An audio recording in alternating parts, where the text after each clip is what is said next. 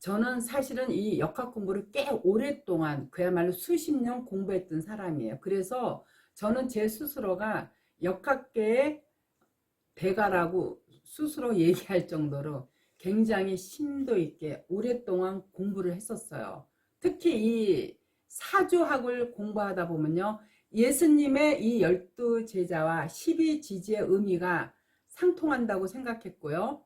천지인 자체가 하늘과 땅과 인간이라고 생각을 했고요. 그렇지만 그러한 역학 공부를 제가 오랫동안 강의를 하고 깊이 있게 공부했지만은요, 저는 다행히 하나님이 우주 이 자연을 창조하신 것만은요 100% 믿고 있었어요. 왜냐하면요, 이 질서 정연한 이 우주 자연계 이치만 봐도 알 수 있잖아요.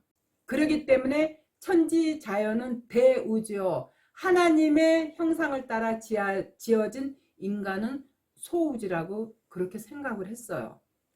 그래서 제가 첫 번째 역학 강의 시간에 창세기 1장을 주로 언급을 많이 했어요. 즉 혼돈하고 공허한 흑암을 빛으로 분류하고, 그리고 하늘과 땅을 음과 양으로 나누고요. 바다에 있는 물고기는 수, 그리고 땅에 있는 땅 자체는 토고, 그 땅에 있는 각종 식물들은 목이고, 강명한 빛은 하고, 에덴 동산에 하나님이 준비하신 이 정금을 이렇듯 목화 토 금수로 오행을 설명하고, 삼일체 하나님과 천인지 즉 하늘과 땅과 인간이 같은 의미의 하나라고 역학 강의 첫 번째 시간에 제가 항상 창세기 1장을 들여서 강의했었어요. 제가 앞전에도 잠깐 언급한 적이 있는데요. 저는 젊은 시절 그야말로 이 목사들, 교회들에서 굉장히 부정적인 생각을 많이 갖고 있다 보니까는요, 제가 이제 교회를 점차 멀리하면서 이제 역학 공부를 굉장히 심도 있게 공부하다가 그야말로 우연찮게 이 스웨덴 보리의 천국과 지옥이라는 책을 읽게 되면서부터 제가 다시 이렇게 하나님 앞으로 이제 원래 본래 제 본연의 제 자리로 찾아왔는데요. 제가 그 책을 읽는 순간요, 이 나의 이 머릿속은요 그야말로 강한 해마로 한 대 꽝 맞은 것처럼요 멍했고요. 지금 내가 죽으면 곧바로 지옥행이겠구나, 이런 무서운 생각이 들었었어요. 스웨덴 보리는요 57세 때 예수님을 꿈속에서 만난 후로요 27년간 천국과 지옥을 수십 차례 자유자대로 드나들면서 영적 체험한 기록들을요 수백 건을 해놨는데, 그 중에 30여 권은요 우리 번역이 돼서 우리나라에 들어온 책도 많이 있는데, 그 책에는요 사람이 사망 직후부터 사흘 후에 영인 저 세상으로 깨어날 때까지의 과정을 굉장히 자세히 기록했는데요. 우리나라의 이 장례 절차에도 이 사무제가 있거든요. 사무제라는 것은요 유교에서요 시신을 매장한 뒤 그 죽은 자의 혼이 방황할 것을 염려해서요 평안히 모신다는 의미에서 지내는 제사를 가리키거든요. 스웨덴 보리도요 영이 깨어난 후 어떻게 세 단계를 거쳐서 천국 아니면 지옥으로 들어가 영원히 살게 되는가를 자세히 표현했어요. 천국과 지옥을 읽게 되면서요 책장 한 귀퉁이에 멀리 구석에 버려두었던 성경을 다시 꺼내서 그때부터 읽기 시작했어요. 저는 원래 책 읽는 거를 굉장히 좋아해요. 그래서 어디 가나 저는 책 욕심이 많아서 책을 많이 사는 편이고요.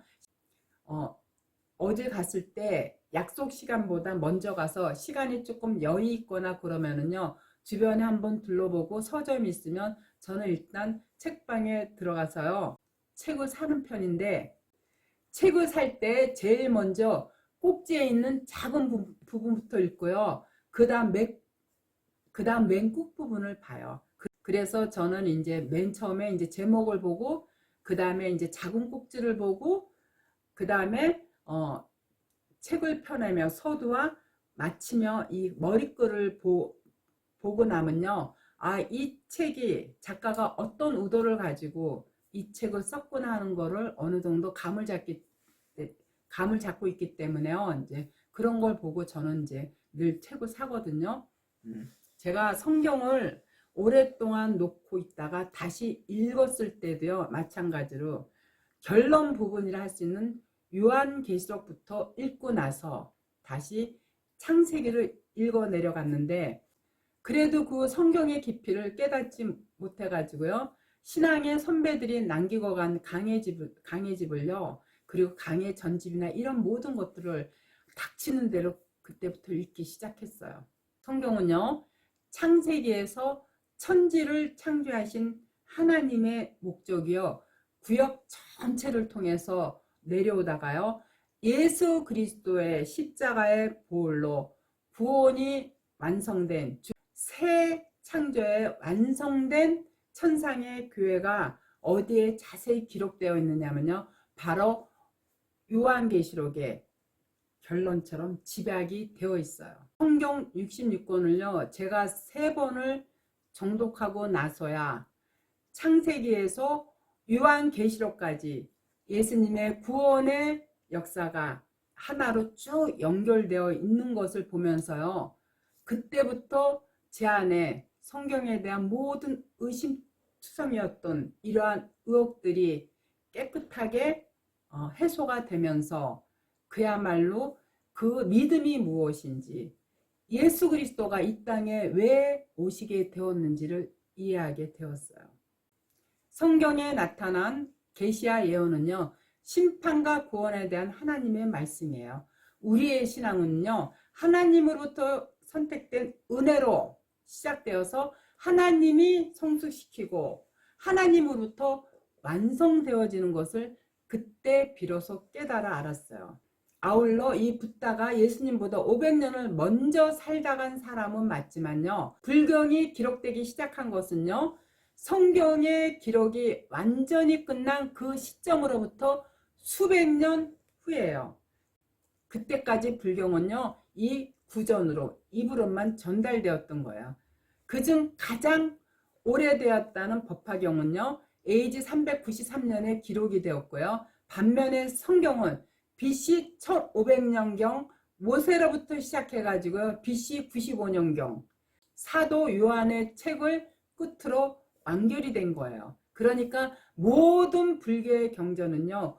요한계시록이 기록이 완전히 끝난 300년 후에 불경이 기록된 거예요. 그렇기 때문에 오히려 불경이 성경을 베꼈다고 해야 맞는 말이에요. 따라서 교회는요. 절대 사람의 기륭하복이나 치유를 하고요. 방언으로 미래를 점치는 곳이 아니에요. 오늘날 교회는요. 성도들조차 기독교가 다른 여타의 종교와 마찬가지로요. 세상의 문제를 해결하고 소원을 이루고 병이나 고치고 거기다 천국도 보장받는 정도로 인식하고 있는데요. 기독교는요. 엄밀히 따지면은 종교가 아니에요. 종교는 인간들이 고해와 같은 바다, 고난의 문제를 해결하고 자신의 소원을 이루기 위해서 인간 측이 만들어낸 그 선행 체계의 하나예요. 기독교는요. 우리의 소원을 이루고 이 세상의 고난을 피해가는 목적으로 세워진 그런 저급한 종교가 아니라는 거예요. 그야말로 영혼을 보장하는 천국 복음이에요. 기독교는요. 유일하신 하나님께서요. 피조물인 우리 인간들에게 숨수 찾아오셔서요. 당신을 계시하심으로 어떻게 인간이 하나님 나라서 하나님과 함께 영생을 살게 되는 것인지를 알게 하시고 그러한 영생이 과연 무엇이고 그건 어떠한 상태이며 영생의 조건은 무엇인지를 알게 하시고 가르치시는 하나님의 자기 계시예요.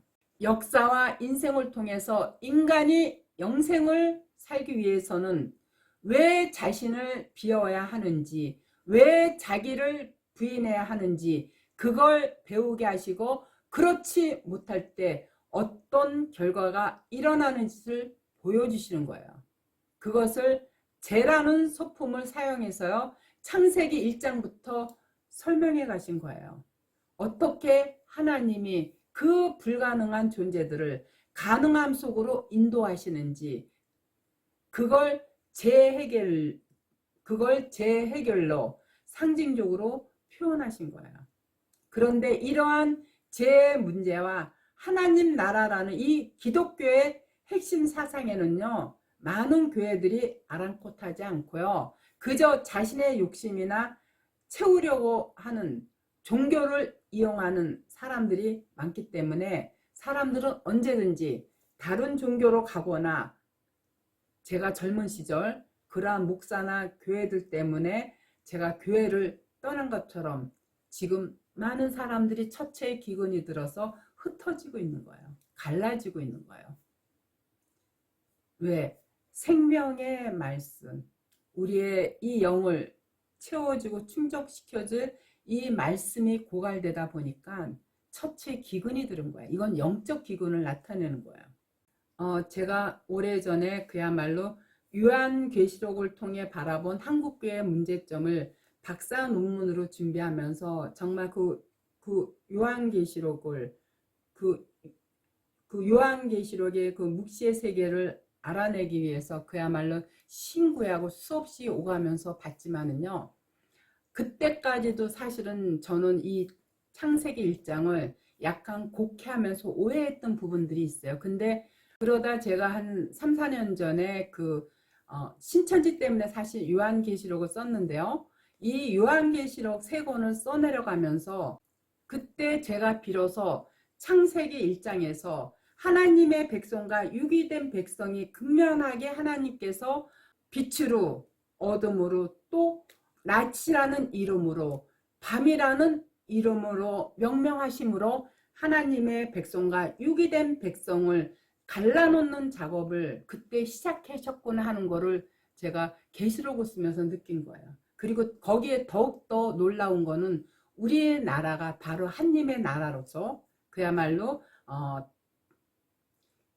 이스라엘은 육적 이스라엘이요, 우리 한국은 영적 이스라엘로서 이 회복의 시기에 그야말로 아주 깊은 곳에 감춰 놓으셨다가 지금 때가 되니까 세상 밖으로 이렇게 밝히 환히 드러내신 게, 저는 요한계시록을 쓰면서 그 하나님의 놀라운 섭리에 깊이 탐복하고 깊이 깨달은 바가 굉장히 많아요. 그때 비로소 하나님의 백성들은 어떠한 경로를 통해서든 천국 가는 길을 제대로 찾아갈 수 있지만, 하나님의 백성이 아닌 자들은 그야말로 도올 김용옥처럼 신학 공부를 해서 요한복음 강해를 굉장히 그럴듯하게 써낸 도올 김용옥이지만 단순히 성경 자체를 고전으로 치부해버리는 그러한 얘기들을 공공연하게 이 스님들이 많은 자리에서 그 얘기를 전할 때 제가 또 한 번 놀란 거예요. 역시 하나님의 백성이 아닌 자들은 성경을 아무리 깊이 있게 보고 깨달아도 결국에는 저렇게 엉뚱한 방향으로 해석하고 그야말로 천국 가는 길을 스스로 찾아가지 못하는구나. 천국 가는 길을 하나님께서 찾아가지 못하게 방치하고 방임해 두셨구나 하는 것을 느꼈어요. 우리가 성경을 통해서 이 진리의 세계를 알아간다는 것처럼 굉장히 귀한 게 없어요. 그것처럼 가장 큰 복이 없어요. 그래서 하나님의 백성들은 어떠한 경로를 통해서든 깨닫게 해주시고, 그리고 아닌 백성들은 성경 자체가 다 비유로 되어 있어서 그 말씀의 깊이를, 그 진리를 깨닫지 못해서 성경에 대한 지식은 굉장히 해박하고 박식하지만 결국은 저런 식으로 도올 김영옥처럼 저런 식으로 풀어내는 거나 하는 거를 보면서 그 하나님의 놀라운 역사를 그 하나님께서 사단 마귀가 깨달으면 안 되기 때문에 전부 비유를 해 놓으셨다는 그 말씀이 마음에 다가오면서 그 말씀을 깨닫게 해주신 그 하나님의 은혜가 얼마나 감사한지요. 저는 잠깐 유튜브에서 돌 김영기 그 스님들을 놓고 이렇게 그 성경을 풀고 해석하는 거를 보고요. 아, 나는 내가 저 길로 가지 않은 게 얼마나 다행인가. 저는 하나님께 그날 굉장히 깊은 감사의 기도를 드렸어요. 여러분들도요, 성경 안에서 말씀을 깨닫지 못하면은요, 저렇게 지식으로 엉뚱한 해석을 하기 때문에요, 많은 하나님의 백성들이 진리가 아닌 엉뚱한 길로 가게 되어 있다라는 거, 여러분들 이 점 꼭 명심하시고요. 말씀 안에서 그 하나님을 만나시는 여러분이 되시기를 간절히 기도하겠어요.